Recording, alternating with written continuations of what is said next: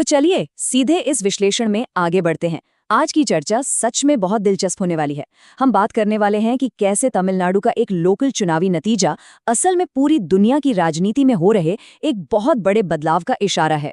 ये किसी एक चुनाव या किसी एक राज्य का मामला नहीं है। ये एक ऐसा ग्लोबल ट्रेंड बन चुका है जिसने पावर और पॉलिटिक्स के पूरे खेल को बदल कर रख दिया है। तो आइए इस पूरे मंजर को थोड़ा करीब से समझते हैं।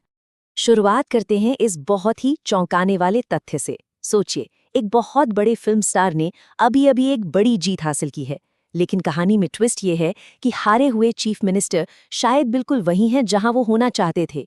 सुनने में ये थोड़ा अजीब और विरोधाभासी लगता है ना? लेकिन राजनीति में जो सतह पर दिखता है, असलियत अक्सर उससे बिल्कुल अलग होती है। इसलिए इस नंबर गेम और पर्दे के पीछे चल रही इन चालकों को समझना बहुत जरूरी हो जाता है। तो सबसे पहले बात करते हैं तमिलनाडु के इस राजनीतिक गतिरोध यानी आंकड़ों के इस खेल की। ठीक है, तो अब इस मैथमेटिकल पजल को ध्यान से समझते हैं जो तमिलनाडु के गवर्नर ने एक्टिव विजय की पार्टी टीवीके के सामने रखा है। टीवीके को 108 सीटें मिली हैं, जो किसी भी नई पार्टी के लिए सच में एक जबरदस्त और शानदार शुरुआत है। लेकिन 234 सीटों वाली इस असेंबली में सरकार बनाने के लिए जो मैजिक नंबर चाहिए वो 118 है। और यहीं पर आकर असली टेंशन शुरू होती है।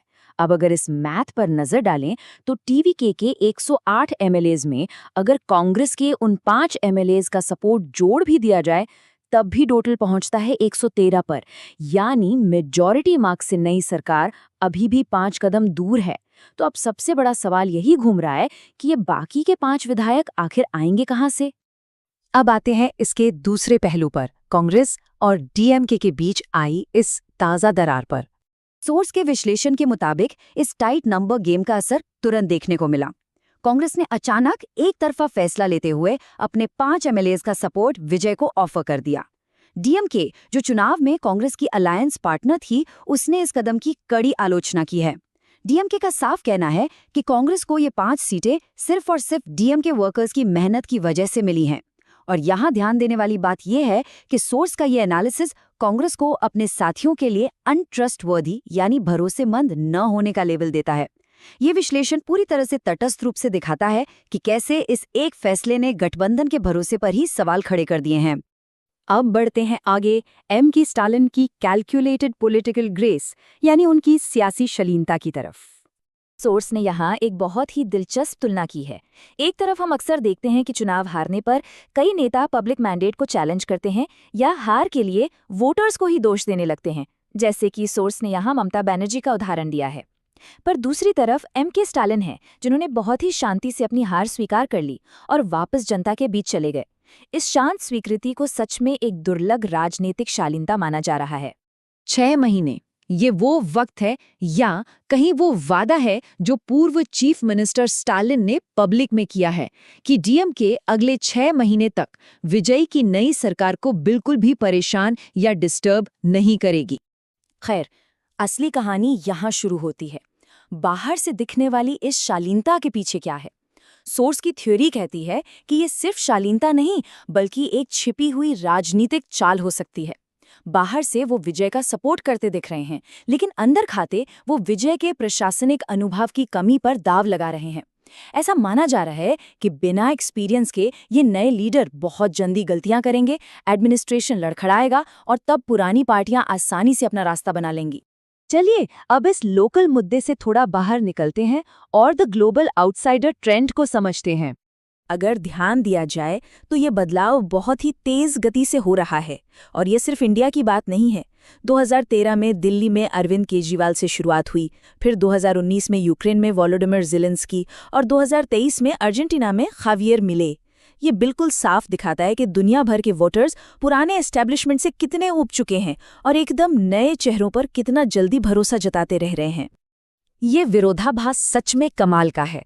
एक तरफ यूक्रेन के ज़ेलेंस्की एक कॉमेडियन थे, अर्जेंटीना के मिलेई एक टीवी इकोनॉमिस्ट हैं, नेपाल के बालेंद्र शाह एक रैपर हैं और अब तमिलनाडु में एक्टर विजय। लोग पुरानी राजनीति से इस कदर निराश हो चुके हैं कि वो देश चलाने की ये भारी भरकम जिम्मेदारी अब स्टैंडर्ड राजनेताओं के बजाय एक्टर्स, रैपर्स और कॉमेडियंस को सौंप रहे हैं। हालांकि सोर्स हमें ये भी याद दिलाता है कि ये सारे आउटसाइडर्स रातों रात पावर में नहीं आते। 80s के दशक में असम में प्रफुल्ल कुमार महांता जैसे छात्र नेता अचानक उभरे थे। अमेरिका में बिजनेसमैन डोनाल्ड ट्रंप ने भी तेजी से सफलता पाई। लेकिन पाकिस्तान में क्रिकेटर इमरान खान को प्राइम मिनिस्टर बनने में पूरे 22 साल का लंबा वक्त लग गया। यानी बाहरी लोकप्रियता को पावर में बदलने का रास्ता अलग-अलग हो सकता है। तो अब आते हैं अपने आखिरी और सबसे जरूरी हिस्से पर, जनता की उम्मीदों पर खरा उतरना। असल में इलेक्शन जीतने के बाद असली टेस्ट शुरू होता है। विजय जैसे नेताओं के सामने 2 बड़ी चुनौतियां हैं। पहला स्टेप गवर्नर के सामने मेजॉरिटी प्रूफ करना और सरकार बनाना, जो कि हमने देखा ही कि अभी एक बड़ा सिरदर्द बना हुआ है। और दूसरा स्टेप उससे भी बड़ा है, बिना किसी प्रायर एक्सपीरियंस के जनता की उन भारी उम्मीदों के दबाव को झेलना। सोर्स का एनालिसिस बताता है कि जनता का जो गुस्सा एक नए नेता को इतनी तेजी से ऊपर ला सकता है, वही गुस्सा उन्हें कुर्सी से तेजी से उतार भी सकता है। यहाँ सॉस एक बहुत जरूरी काउंटर पॉइंट भी रखता है। एक तरफ इन नए और बाहरी नेताओं का रिस्क है, वो जल्दी उठते हैं, पर अगर ग्राउंड रियलिटी से कट गए तो उनका पतन उतनी ही जल्दी हो सकता है। दूसरी तरफ एस्टैब्लिश्ड पार्टियों का अपना एक रिवॉर्ड सिस्टम है। एनालिसिस के मुताबिक दुनिया भर की अस्थिरता के बावजूद जब पुरानी पार्टियां अच्छी स्कीम्स लाती हैं और वोटर्स से जुड़ी रहती हैं, जैसे कि सोर्स ने असम, वेस्ट बंगाल और 2024 के लोकसभा चुनावों में बीजेपी का उदाहरण दिया है, तो वोटर्स उन पर अपना भरोसा बनाए रखते हैं और उन्हें वापस चुन लेते हैं।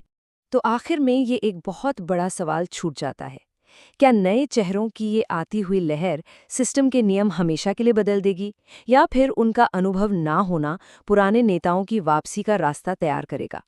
ये एक ऐसा सवाल है जिसने सबको आगे का खेल देखने के लिए उत्सुक कर दिया है। आज के इस विश्लेषण में बस इतना ही। उम्मीद है इस पूरे सियासी मंजर को समझने में मदद मिली होगी। अगर वीडियो पसंद आए तो लाइक करो, चैनल को सब्सक्राइब करो और बेल आइकन दबाओ ऐसे ही इंफॉर्मेटिव वीडियोस के लिए।